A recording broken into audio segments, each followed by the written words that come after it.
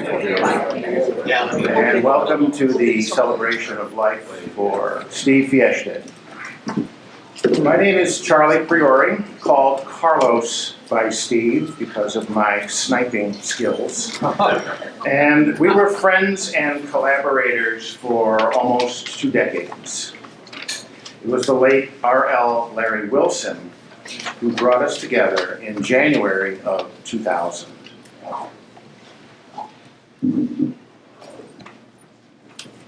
Stephen Peter S.P. Fjestad, known always by me as Don Stefano, his love of Italian culture, cuisine, cars, wine, and firearms, has left a void that cannot be filled, not only in the guitar and gun industry, but more importantly in our hearts and minds as well.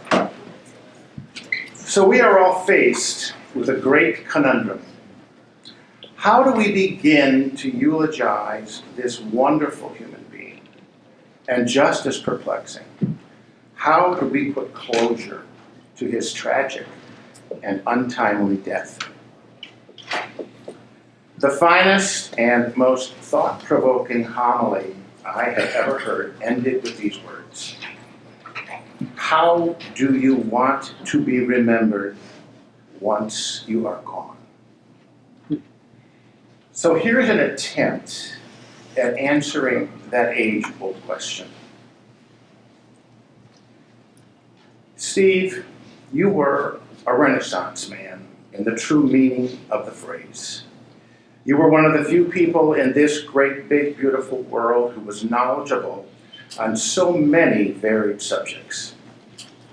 From automobiles to guitars to amplifiers to pool cues to air guns, fine watches and wines, and of course your raison d'etre, firearms. Few could come close to your skill sets, and only a select elite could surpass them. One-liners. Steve was like Henny Youngman with the quick barbs. Of the many, 2 stand out in my mind. The first one was, you can waste my money, but don't waste my time. And the second, which resonated with me, was, don't get too close to your heroes, because if you do, you'll discover that they smell.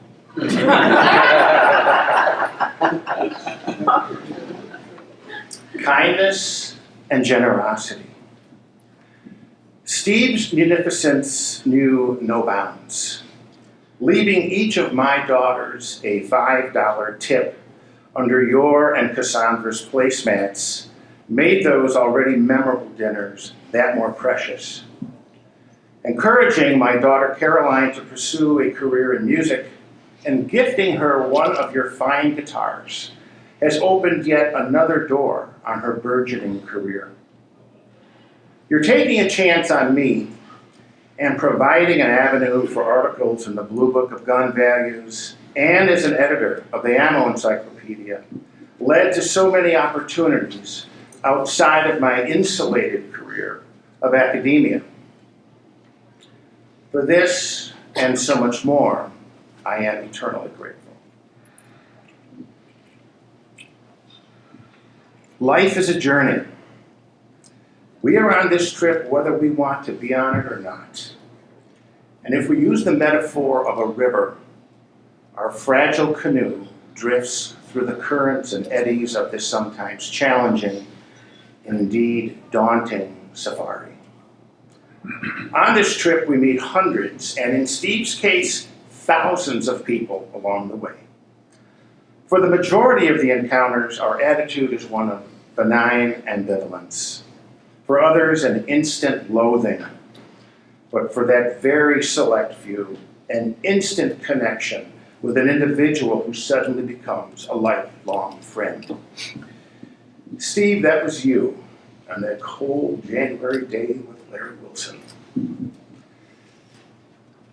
And the ache in my heart will only be placated when we meet him again, whether it be at a loading bench or on the shooting line. Rest in peace, Steve, and thank you for the memories. The next piece you will hear is being performed by my daughter, Caroline. It's entitled Ashcan Farewell by Jay Unger, and she will introduce this piece and play it for you now. As my dad said, my name is Caroline, and I knew Steve through our dinners. We're Italian. We always have dinners with people. Steve used to come over with Cassandra, and sometimes with Larry Wilson. We would have a meal together and have conversations. I always enjoyed talking about music with Steve. He talked about his Christmas in Vienna one year. That astounded me. It's always been a goal of mine. And his love of instruments, fine instruments, he shared with me one time. The last time I saw Steve, he brought a fine Ovation guitar, which was used by artists such as Joan Baez. And he said, if I could play it, I could have it. So, of course, I did my darndest to play it. And that guitar is my memory of Steve. I played it last night at a performance, and every time I play it, I think of him. Tonight, I'm playing the Ashcan Farewell, as Dad mentioned. And this song, I think it's a due tribute to Steve, and it's my way of saying farewell to him. And thank you for his inspiration in my music and traveling, and just for being the person that he was, and an inspiration.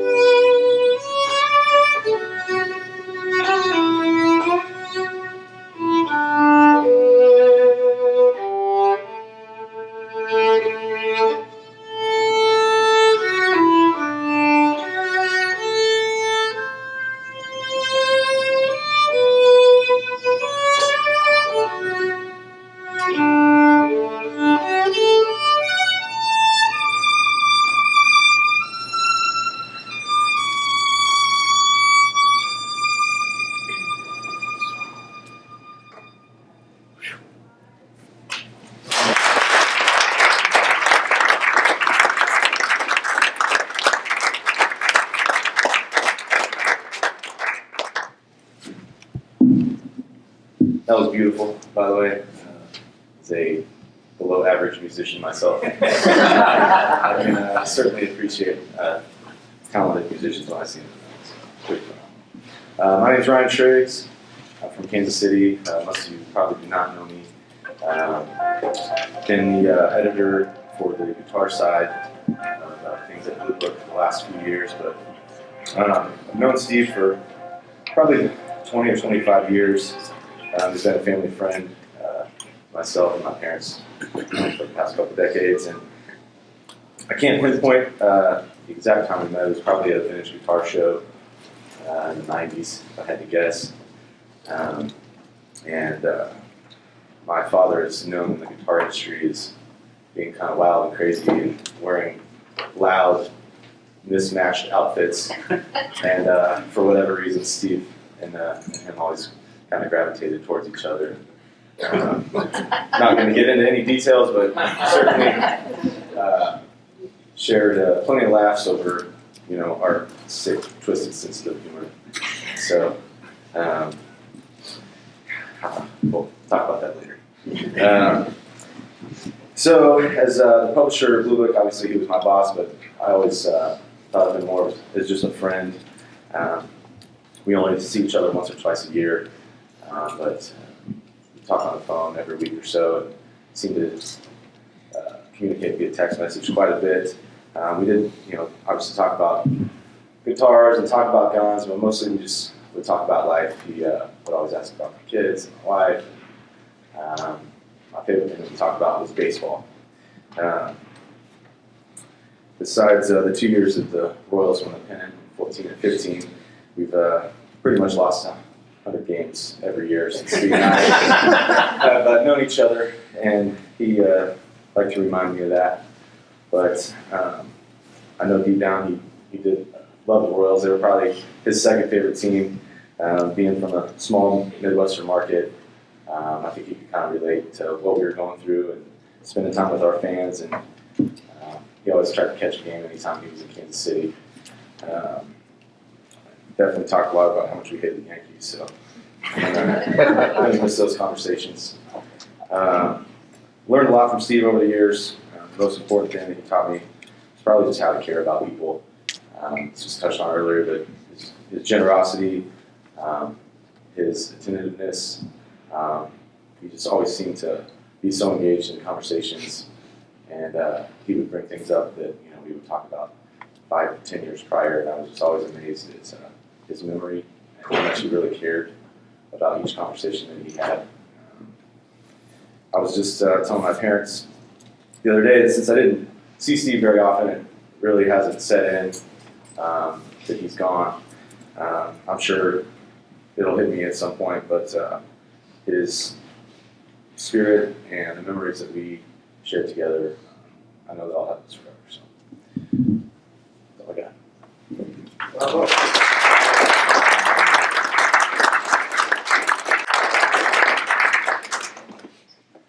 Our next speaker will be Cassandra Faulkner, and she will be reading a piece of Recollections by Dennis Adler.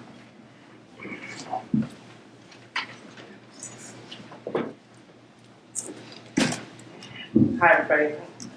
My name is Cassandra Faulkner. I worked for Steve for probably 20 years. And Dennis Adler was a fellow author and photojournalist. We published numerous books together. And he requested that I read this, since he wasn't able to be here today. I met Steve over 20 years ago through a mutual friend, the late Larry Wilson. We were at the Antique Arms Show in Las Vegas, and I had told Larry that I had an idea for a gun book. But since I was an established automotive historian and an author, none of my publishers at the time were interested in a book on guns, let alone one as specific as Colt black powder pistols. Larry said Steve would be, and he introduced us over a table covered with old Colt revolvers. Steve and I hit it off from the start, and that began a friendship that lasted until Steve's untimely passing earlier this year. Over the many years that Steve and I worked together on numerous books, from the Blue Book of Gun Values to my own books on black powder firearms, air guns, and 2 volumes of the Nethercut Classic Car Collection. We traveled all over the world and had what many might consider a heck of a lot of fun. Over those same years, I realized that there was virtually no arms manufacturer, gun engraver, holster maker, shooting organization, gun book, or magazine publisher, or even distributor in the world who did not know him. Every Blue Book of Gun Values, books on antique American firearms, air guns, Colt pythons, Italian gun engravers, electric guitars, or classic cars. This was a piece of Steve's life. A book done better than anyone else could do it, because that's the only way Steve knew how to do things. While I traveled a lot over those 20-odd years, Steve was a true globetrotter who went wherever and whenever there was something to be written about firearms, either for a book, his, mine, or somebody else's. He used all of his connections and resources to make that happen. We traveled around the world writing about guns and cars, because Steve also loved cars. So when there was a trip to photograph automobiles for one of my books, he was packed and ready to go. And he would literally take the shirt off his back to get things done.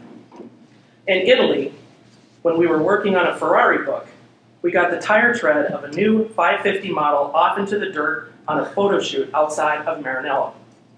No cleaning rags. Steve used his own shirt and bottled water to wipe the tires so they looked right. He smiled about it, and then obviously posed for a picture. There are dozens of stories of travels and photo shoots, gun shows, car shows, gun factory tours, and events. But at every one, Steve was an example of dedication to getting the best work done, no matter what it took. One of my favorite Steve stories is when we were out in Southern California working on the second Nethercutt collection book, and we were left by the collection's drivers with a vintage Rolls-Royce Phantom to photograph on a beautiful, stunning old country road that ran through the middle of a grapefruit orchard. After a couple of hours, we were just about done with the photos, and I said, "Boy, I wish we had thought about bringing something along to eat or drink." Then I walked down the road to look at one more location. When I came back, there was Steve, knocking down a couple of ripe grapefruit out of a tree using my Pentax 6x7 camera on the tripod. He had a knife along to cut them, so eventually we got something to eat and drink. The camera was none the worse for wear.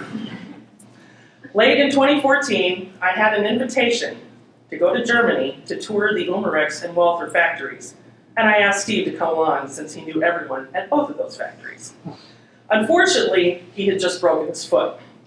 But being the tough, stubborn Norwegian that he was, walking cast, crutches and all, he went on the trip to Arnsberg and Ulm, and we had the usual great time with photos, food, conversations with executives, things that I could never have arranged on my own.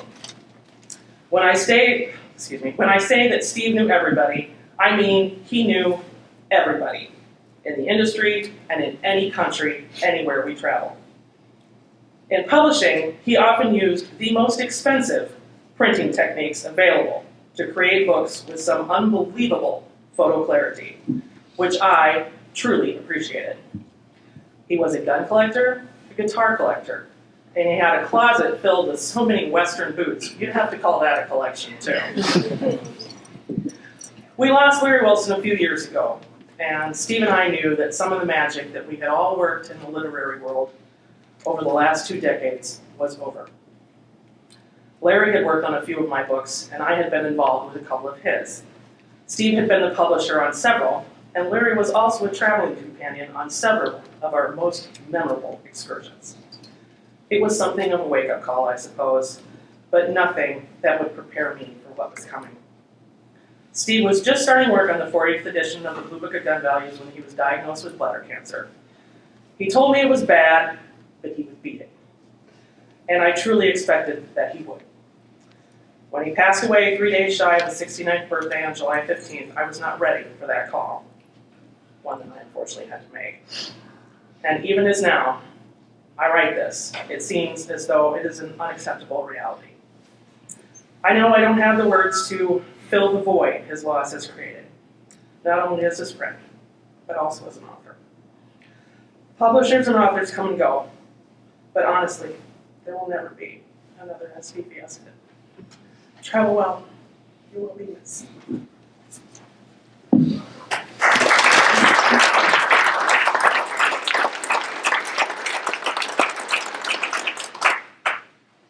Our next speaker is Doug Hamlin.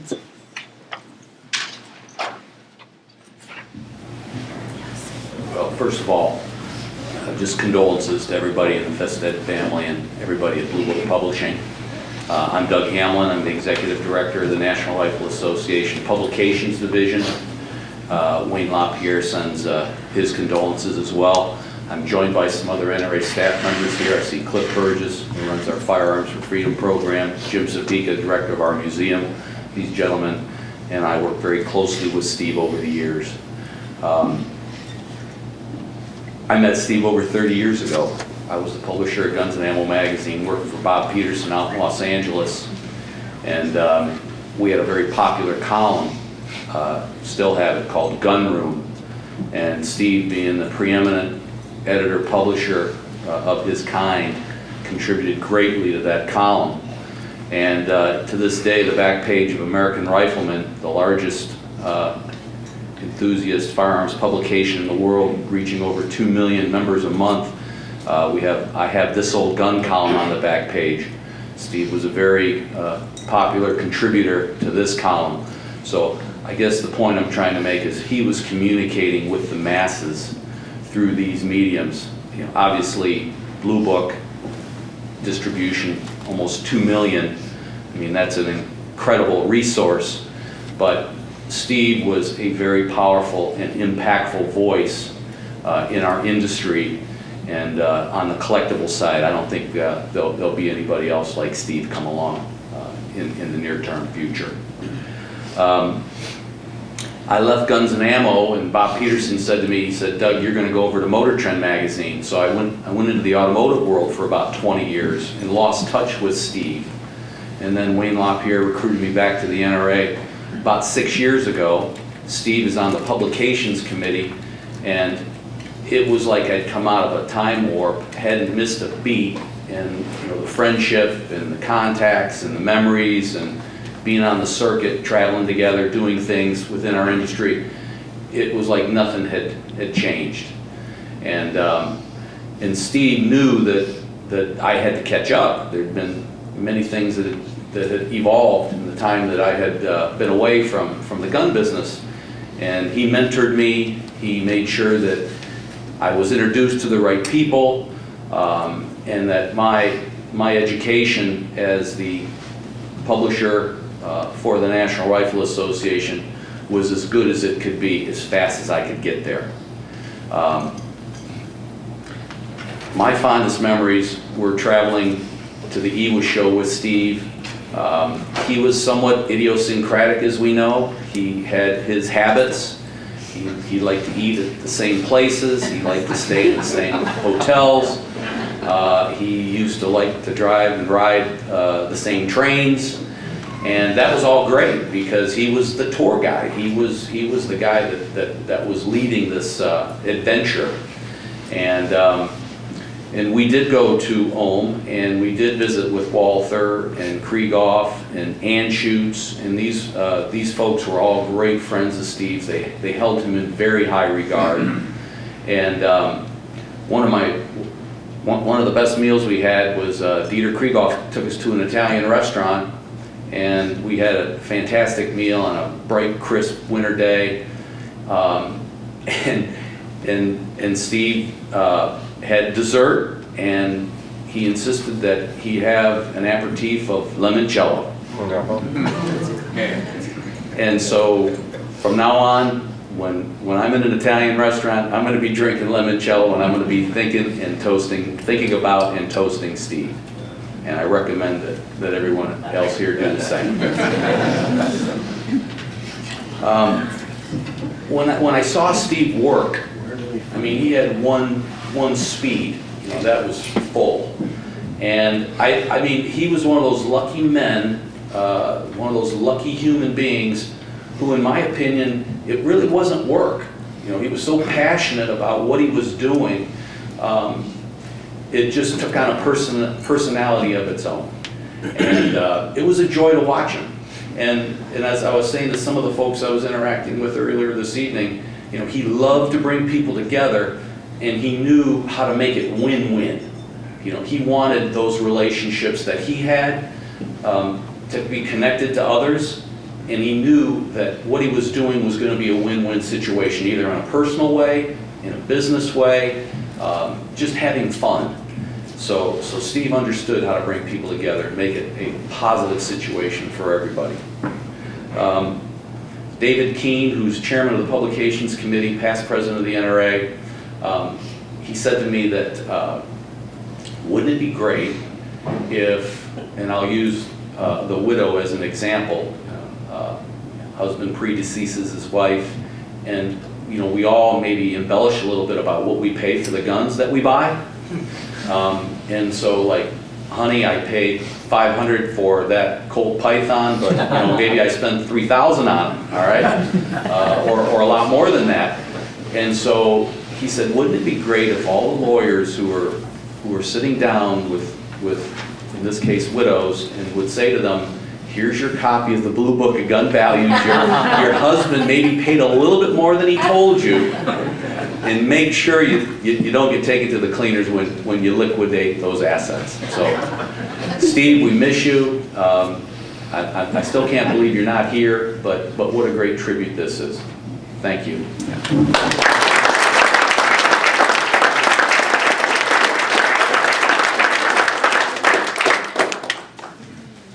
Our next speaker is Scott Pilkington. Stories today from this podium have triggered more memories. I keep thinking of more things that I could have added, but I'll try to stick to the script. Steve always liked to show, so I'll endeavor to put you on a small one.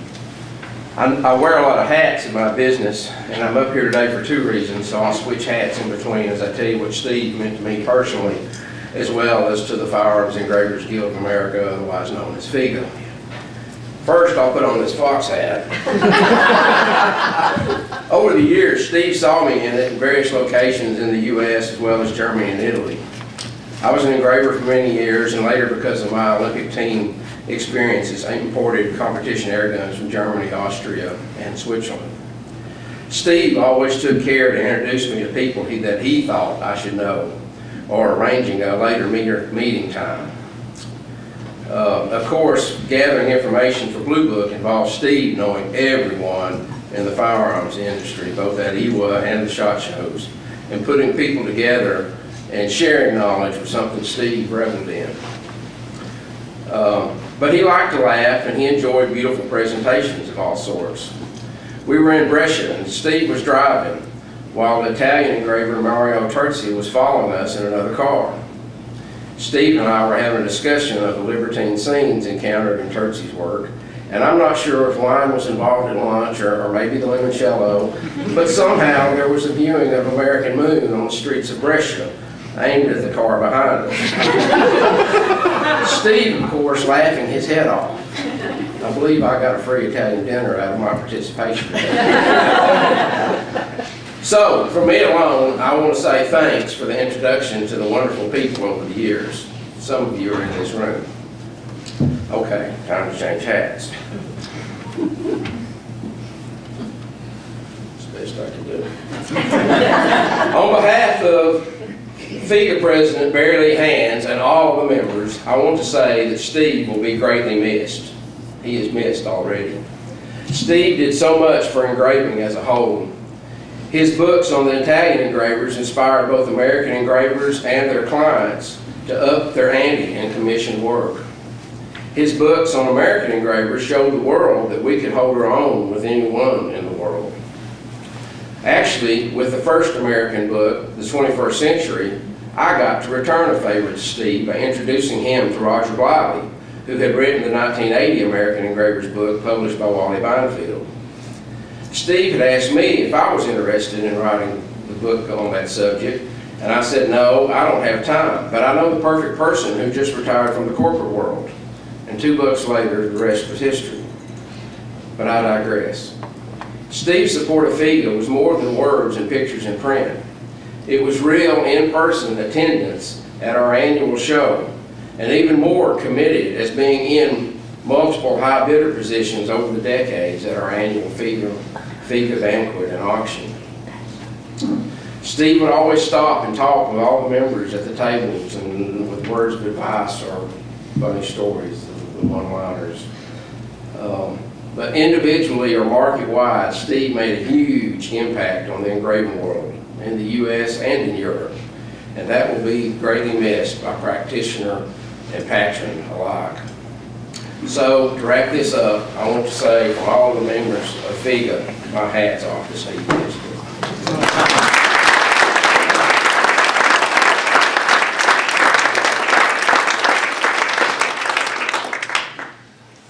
We will now have a reading by Kelsey Fjestad.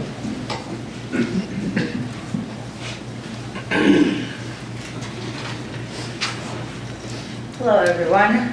So I'm Kelsey Fjestad, and I'm Steve's niece. Also had the pleasure, wonderful opportunity of working with him at Blue Book Publications for several years. Most importantly, as the proofreader and utilizing my red pen as much as possible. The Lord is my shepherd, I shall not want. He makes me lie down in green pastures. He leads me beside still waters. He restores my soul. He leads me in paths of righteousness for his name's sake. Even though I walk through the valley of the shadow of death, I fear no evil, for you are with me. Your rod and your staff, they comfort me. You prepare a table before me in the presence of my enemies. You have anointed my head with oil, my cup overflows. Surely goodness and mercy shall follow me all the days of my life, and I shall dwell in the house of the Lord forever.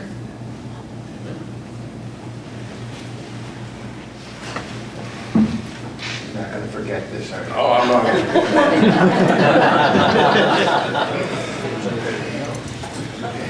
to. Our next speaker is Austin Cotton.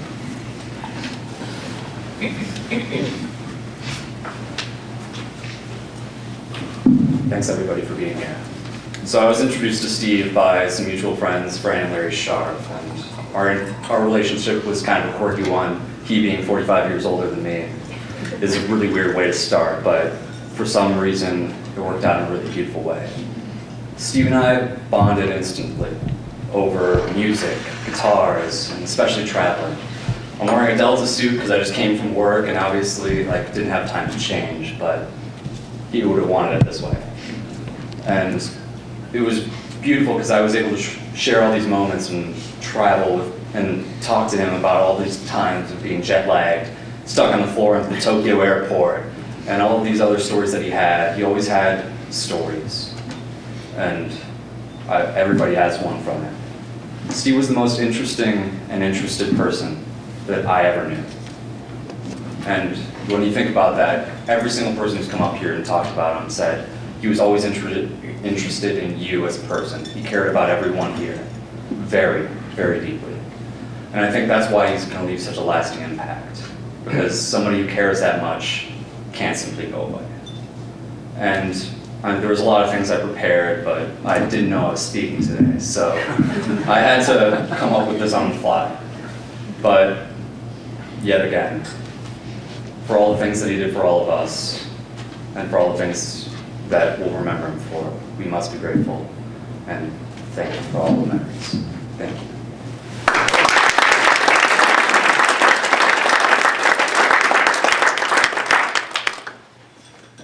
We will now have a tribute to Steve Fjestad by Leonardo and Terrace, which will be read by Lisa Buning.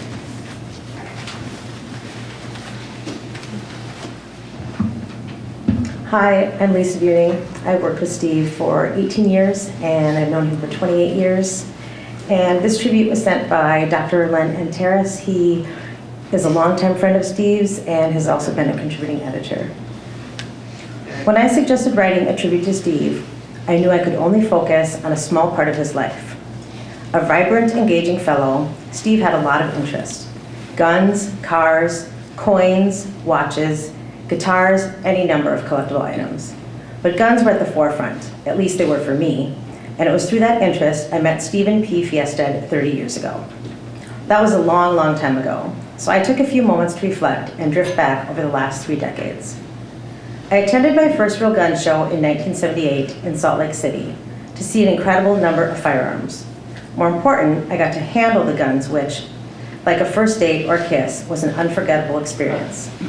Having little background upon which to judge value, I naturally turned to some guidebooks namely Flaterman for antiques and the Blue Book of Gun Values for modern arms. It didn't take long to make the correlation between condition and price. The second part of the equation, determining which finishes were original versus restoration versus a hasty reblue, well, that took a lot longer. In the early 1980s, I began to attend the Astro Hall show in Houston. It was there that I got to know David Avery, then helping with the Walther section. Interestingly, I thought maybe I could help too. So I made a few suggestions that David passed upstairs. Eventually, I was contacted by Steve. He must have liked what I sent, for he soon encouraged an expanding umbrella of participation. At first, I reviewed Spanish guns and then some German guns. Over time, I got to weigh in on virtually all the foreign semi-automatic pistols, a good number of military rifles, and almost anything else I thought needed adjustment. That is not to say that Steve used all of my suggestions, but I know they were considered strongly. Ours was an interesting relationship, built on years of positive interactions and hours on the telephone, but very little FaceTime. We never took a vacation together, never did a show together, and our meals together could be counted on one hand.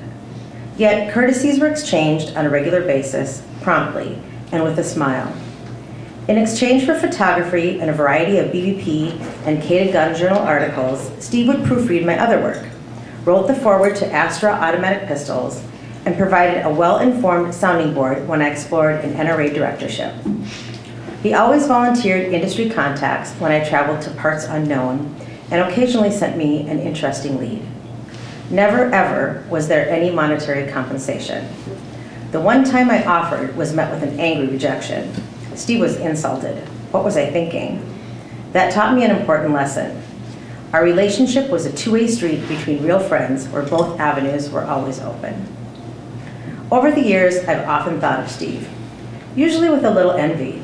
His uncanny memory, unbridled enthusiasm, and unlimited energy held universal appeal. Guns, cars, and guitars were his special passions, and he could turn the conversation around on a dime. But it was more than that. Steve knew everyone in all of those industries, really knew them, and everyone who knew Steve had a kind word to relate. When I'd see him in Tulsa, Steve would turn to me, a big smile on his face, and a laugh in his voice, shake my hand, and ask me to come around the table for some conversation. Even though the conversation would be brief, it seemed as though hundreds of people were there to shake his hand.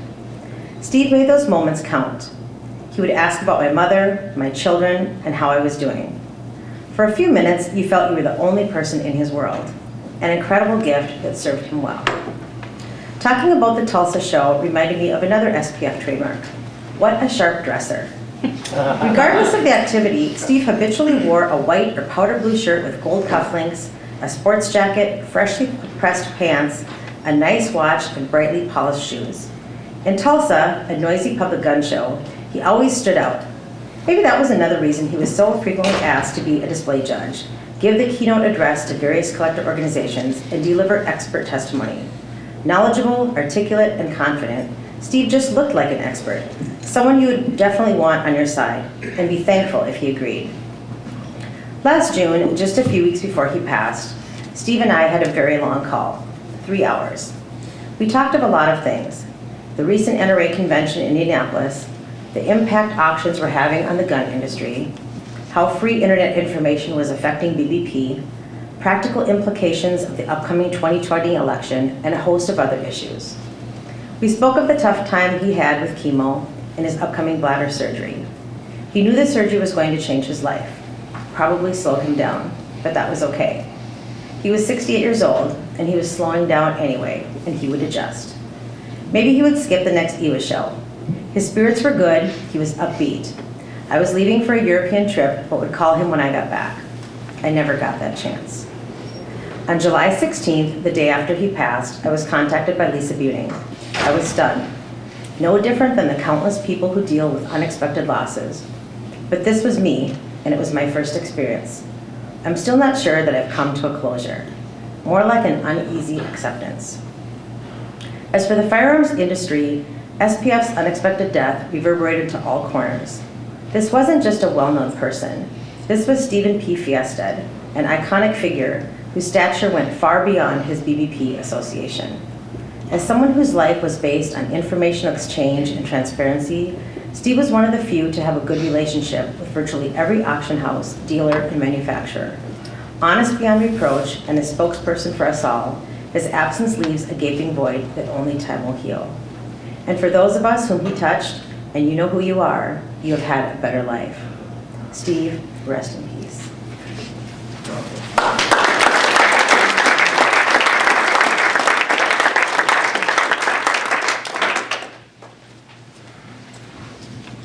Our next speaker will be Lawrence Sharp.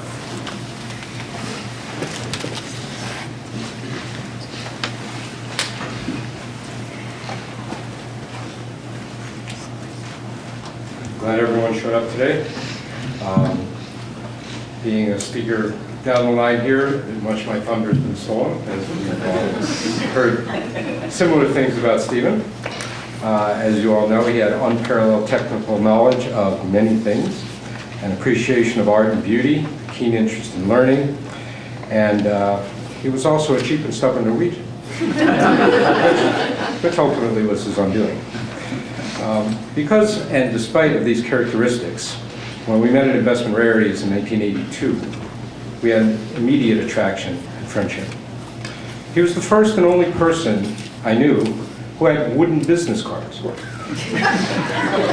And I bought him a wooden briefcase to match for his birthday shortly after we became friends. We lived together in a fabulous house on Orchard Lake that was all Stephen. Classy wood, vaulted ceilings, smooth carpeting, and a Colt 45 as a napkin holder. We had a huge party there that many of you might remember. We used to open the screen door to the deck and put a target out at the end of the dock on the lake and walk all the way back to the end of the living room and have air rifle target practice. His passion for learning about the best of everything was endless. However, he often said it was the people behind the art. That's what was important. Whether it was toy farm vehicles, firearms, guitars, coins, posters, engravers, furniture, glass flowers, cigars, amplifiers, cowboy boots, the list is endless. Steve was one of the best read people I knew. His home was always filled with U.S. postal boxes, filled with magazines and publications of every kind. He was also an avid photographer. One evening, in preparation for the annual Investment Rarities Christmas catalog, he brought home, unbeknownst to the owner, Jim Cook, a treasure trove of gold and silver bars, coins, pearls, and a very expensive jewelry, which we proceeded to photograph through the night. We began a ritual of traveling to the annual American Numismatic Association coin shows each year, and each year was a new and unusual adventure. We had similar desires to see the world, and shared endless stories about our adventures, many of which were well off the beaten path. In fact, that was often the goal, to go where no normal tourist would ever choose to go.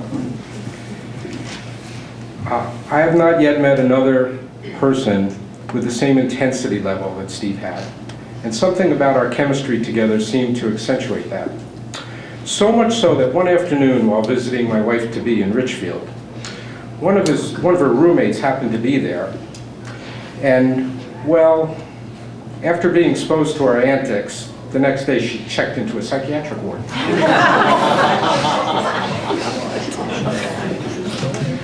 We relished bringing each other first-time experiences. I took him to his first Grateful Dead concert, and many afterwards, and he took me to my first Formula One race in Brainerd, Minnesota. Even when my family and I moved to Connecticut, we stayed close, and we both looked forward to my annual summer visits to Minnesota, where he gave me the keys to the ranch and then later to the condo. We always talked late into the night, sampling fine liquor or limoncello.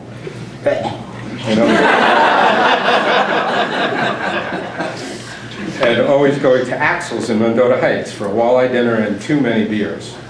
Once we made it home, Steve loved bringing out his newest guitar acquisitions for me to play on those long evenings, and while telling me every exquisite detail about their construction.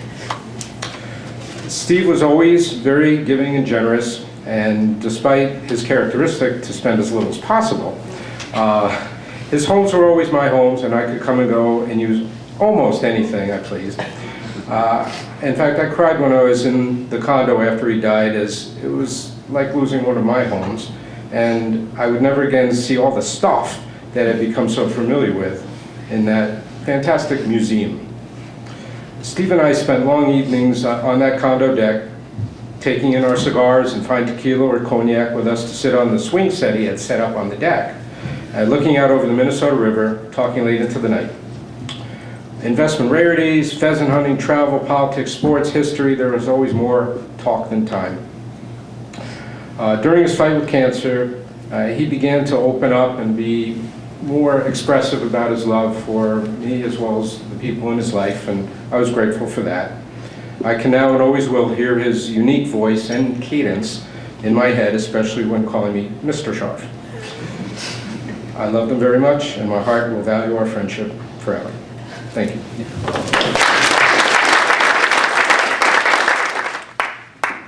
We will now have some closing remarks by Zach Fjestad.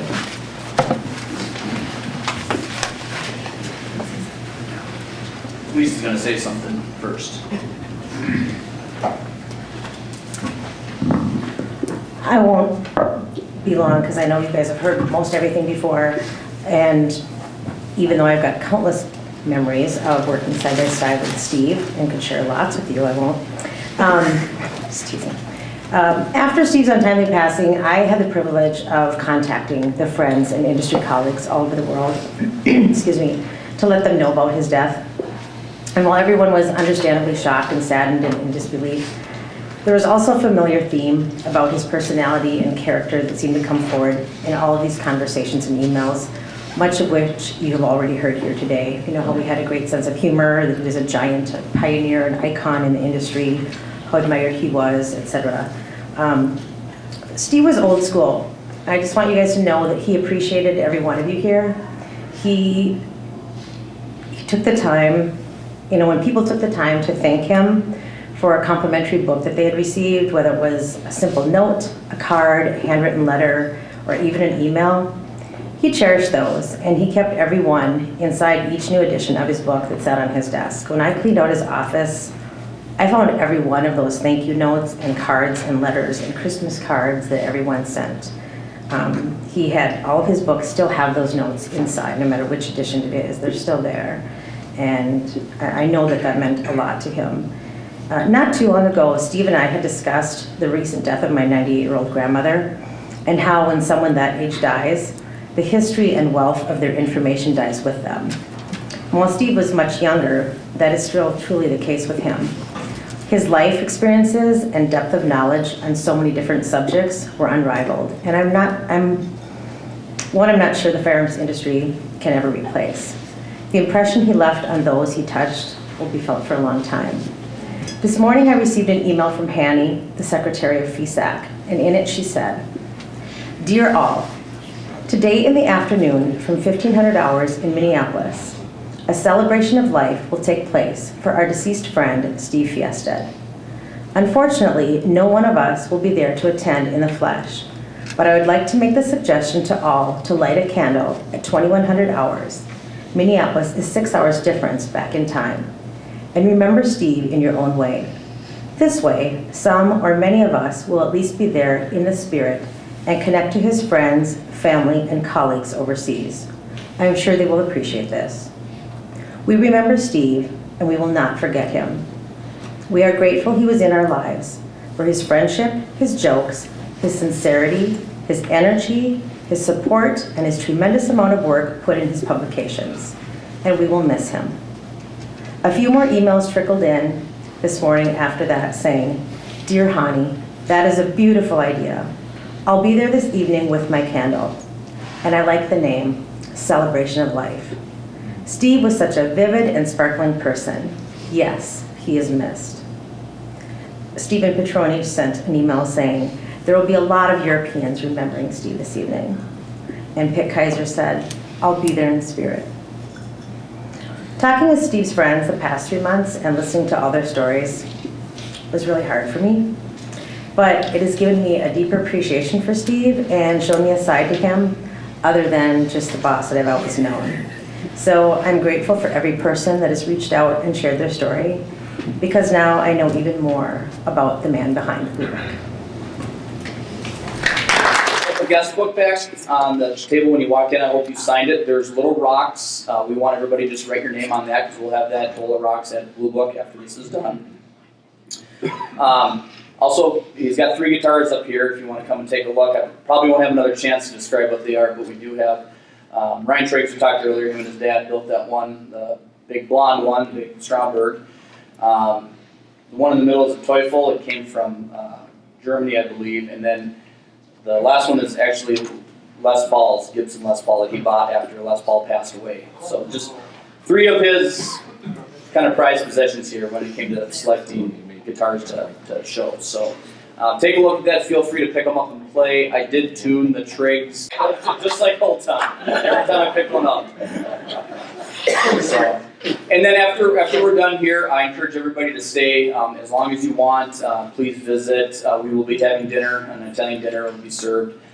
We do have wine, complimentary wine, courtesy of Steve, and also John and Nikki Bianchi sent a case of Bianchi wine, so we thank them for doing that. And I just encourage you to hang out. When I'm done speaking here, just a little bit, we're going to have a video tribute to Steve. And that'll conclude what we're going to do as far as the service, but then after that, we'll just continue to visit and everything. I do have a couple things I want to say. I do have some thank yous. First of all, Beth Schreiber and Lisa Buning, who basically put this all together. You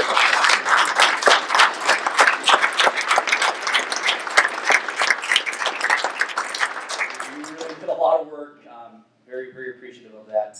Took a lot off of my plate, certainly. And Charlie for emceeing, thank you. Clint Schmidt and Tom Tupin for helping out with our audio and visual. Tom put together the video you're going to see. He's videoing it today, and then Clint, always a great resource at finding old pictures and digging things up. Just Tom Stock and Blue Book overall for putting this together, basically hosting this. I mentioned John and Nikki Bianchi for sending wine that we can all enjoy. Thank you all the speakers today. Everybody did an excellent job. Really some nice stories. There's so many common themes here, not a thing I would disagree with, so thank you. And thank you for Caroline Priori for her music, so thank you for coming and doing that. I know we had music at Steve's funeral, I know he loved it, so that was very nice doing that. So, but most importantly, thank you everybody that's here for coming. I know you came from near and far. His neighbors at his condo here, and there's people from all over the country. So thank you for coming and celebrating Steve's life.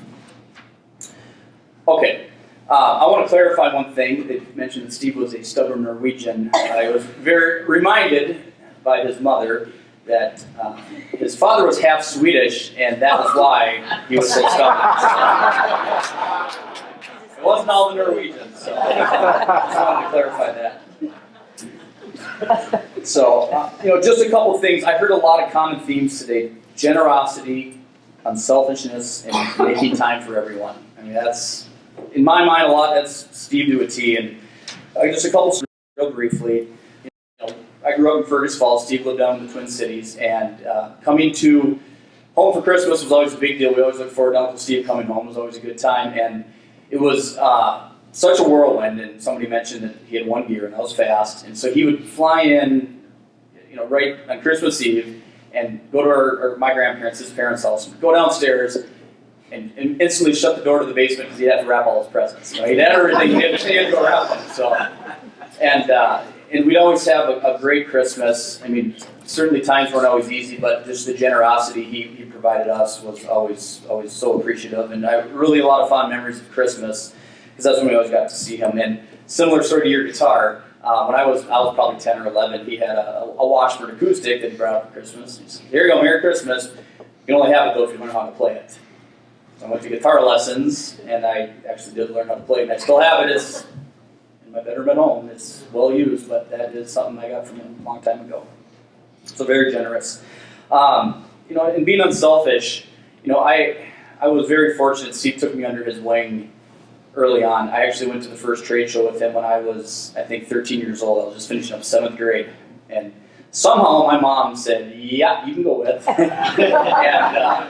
we went to the American Booksellers Association show in Chicago. I was 13. It was just nothing I'd ever seen before. And after that, we attended a lot of shows, and next thing I know, I'm working on the guitar books. And I worked side by side with him for many, many years, and I'm very appreciative of that. Learned a lot. But 7 years ago, I guess my heart got called to go back home for various reasons, and my wife is also from Fergus Falls, so we decided we were going to move back, and I would have to leave Blue Book. So I asked Steve, I know it's going to be hard, what would you think?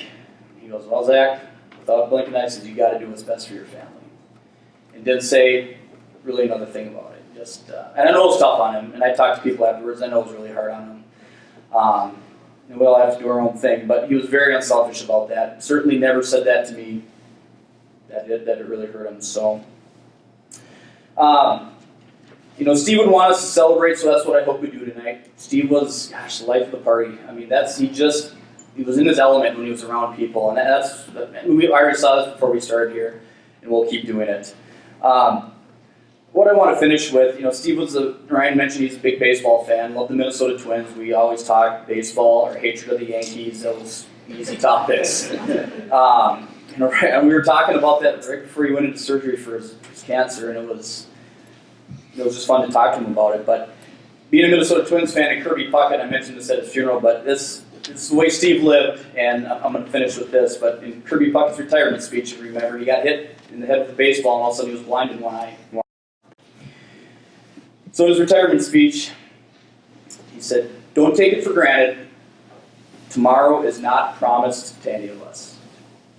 And I hope we all live like that, because I know that's how Steve would want us to live. So we're going to have this video tribute. Again, I thank everybody for coming, and we'll have a good night, okay?